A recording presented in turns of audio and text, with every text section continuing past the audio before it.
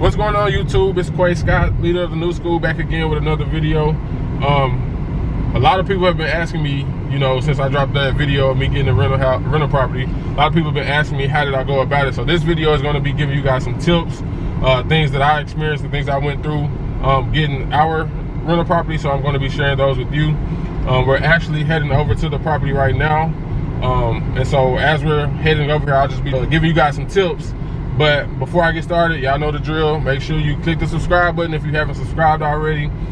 Like this video if you like it, and guys, make sure y'all share this to y'all social media, to y'all Facebook, Snapchats, Instagrams, all that. And also make sure you follow me on social media, on Snapchat, Instagram, and Facebook as well. The first and one of the most important things to me is to make sure your credit is straight. You don't have to have a perfect, credit score, but you want to have at least some average or decent credit, because that's one of the first things any lender is going to look at. They're going to pull your credit report. They're going to see, have you been making late payments? Do you have anything in collections? They're going to check your credit score. And if you have a low credit score, then that's the lower your possibilities of getting approved versus, if you have a higher credit score, you have a high possibility of getting approved. And also, with your credit, you want to make sure your debt to income ratio is low enough. You want to keep it at least 40% or below. You don't want to go over 40%. And the way that these lenders look at this is not by annual. It's not annually, it's monthly. So even if you make a lot of money yearly or monthly, if you make $5,000 a month, but you're spending $4,000 in expenses and debt, then to them you're considered a high risk, because you really only have $1,000 left after you already pay for everything. You're trying to take on more debt and pick up another note or another mortgage. They're looking at it as, okay, you already got $1,000 left after you pay everything.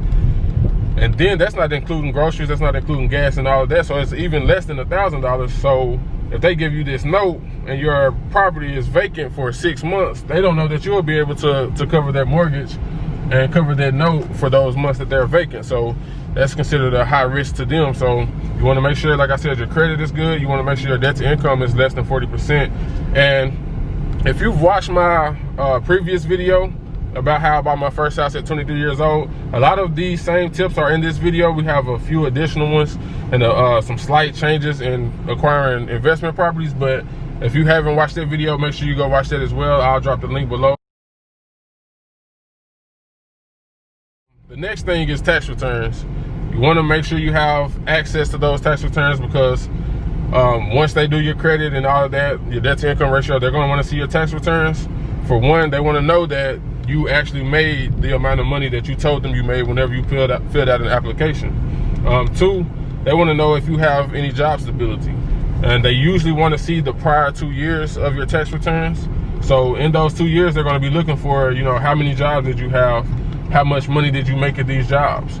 If you had 11 jobs in the last 2 years, to them that shows you're kind of unstable or you don't have any steady income. So that's, again, another red flag to them. That's putting you at higher risk at getting approved for this loan to get this investment property. So all the things that I just told you guys about, those are things you want to have in order before you even go and shop for lenders, because those are things that when you go to them, that's what they're going to require you to have. So like I said, I'm giving y'all free game. I'm giving y'all, all this information to have ready before you even go to the bank. So they're going to tell you exactly what I'm telling you now. I'm telling you because I've experienced it.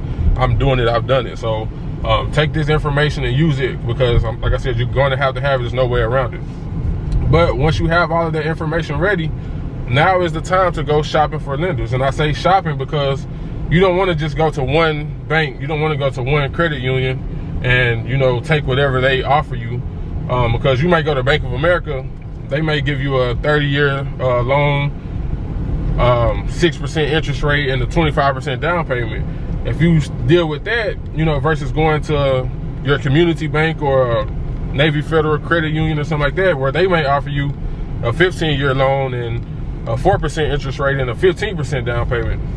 You always want to have options, keep options available, because like I said, the first bank you go with may not be the best loan for you, versus the third or fourth bank you go to may be even lower interest rates, lower loan terms, and lower down payment. So you just want to make sure you go and try to see what you can find for the best deal. And also, when you're shopping for loans, That way you'll know how much you get approved for. Like I said, if you watch my last video on how I got my house at 23 years old, you'll know this is essentially the pre-approval process. By going and getting pre-approved, you know that, okay, Bank of America approved me for $50,000, but I went to Wells Fargo, they approved me for $100,000. So now, depending on which one you decide to go with, you know your limit. You know that if I get approved for $50,000, I need to be looking at $50,000 and below. Also, with that being said, whatever you get approved for, that does not mean that you have to go and buy a house for that amount that you got approved for.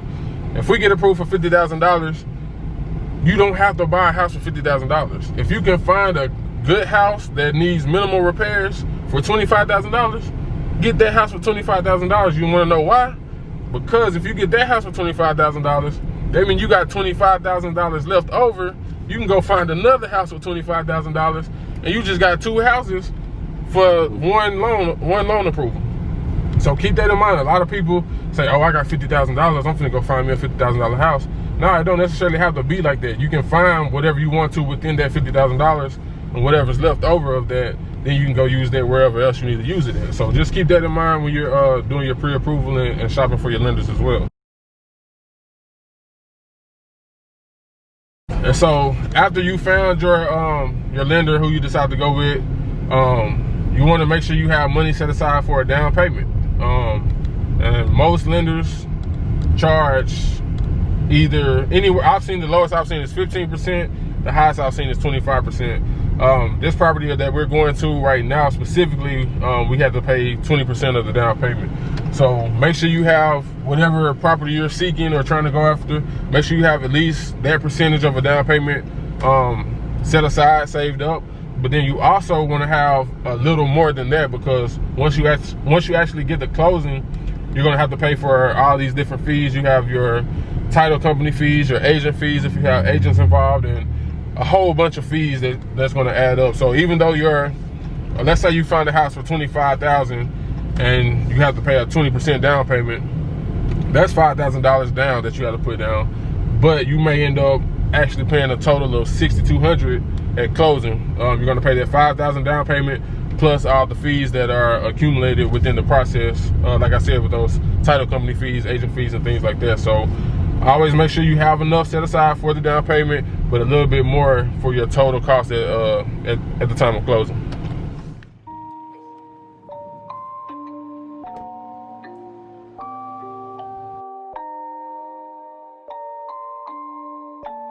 Rage on that beat, going crazy.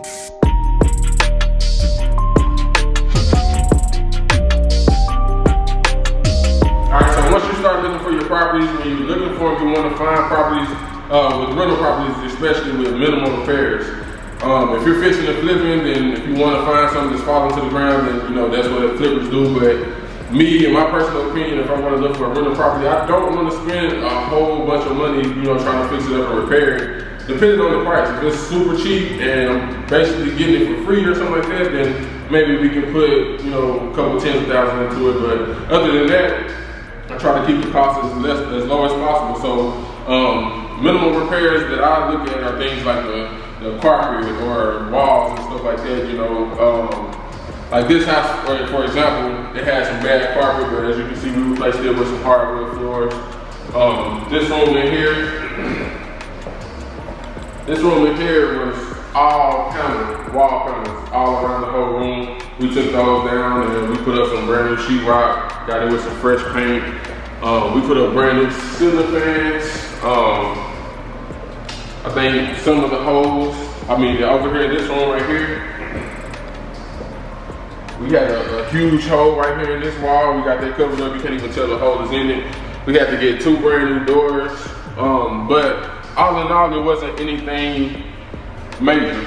And major repairs to me are things like foundation. Anytime somebody tells me the foundation is bad, I run away from the deal. We had one property that had the ceiling caved in. Things like that you're gonna have to spend major money on. You, as a landlord, me personally, like I said, I try to avoid those things. I try to stick to, the small repairs. You can get a house painted in 2 or 3 days. You can take carpet up and put wood floors down in less than a week. And then just other little small things. Even this kitchen right here, this was all paneling as well. We put this up. I mean, it looks like a nice, pretty decent property. We put in some light fixtures. I'm telling you guys, they're like real small, minimal things that we got to do to fix this property up and make it look presentable like it looks today.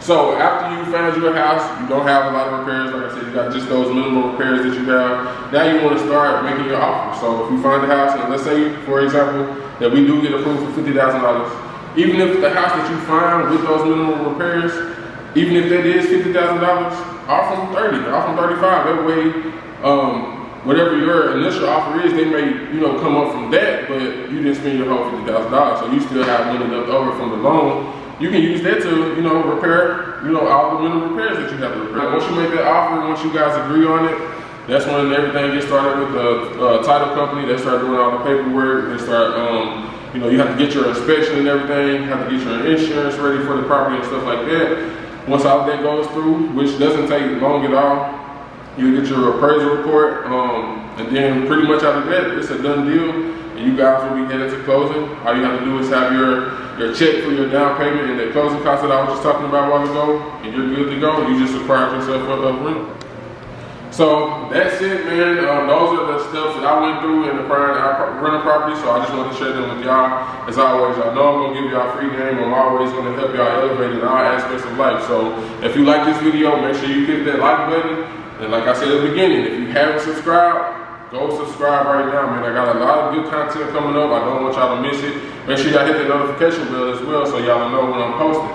Also, I can't stress this enough. Please share this to y'all social media, man. Put it on y'all Facebook. Put it on y'all Snapchats. And make sure y'all follow me on Snapchat, Facebook, and Instagram. I got the links to everything down below. I hope y'all like this video. I hope it was valuable to you. I hope it helped elevate you, especially for those that have been looking into getting into investing and things like that.